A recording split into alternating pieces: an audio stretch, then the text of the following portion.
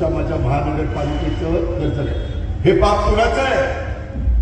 अरे कुठं फेडा ही पाप। मित्रांनो, लोकांनी पहा किती कोटीचं ते होतं, कसे पैसे वाढले, कुठं पैसे गेले। मी 25 वर्षात इथं त्यावेळेस माझ्याबरोबर काम करणार नारायणराव भेबडे, विलास अण्णा, सगळे सहकारी 25 वर्षात पिंपरी चिंचवडकरांनो, चिखलीकरांनो मी कधीही कर्ज काढलं नव्हतं।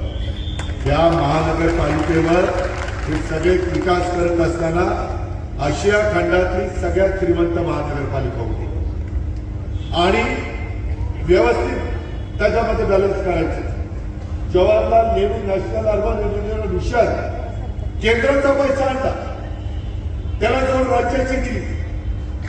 केंद्रात पवारसाहेब होते, राज्यात मी होतो आणि काही आपल्या महानगरपालिकेचा पैसा ज्याच्यातून या शहराचा चेहरा बदलण्याचा प्रयत्न केला।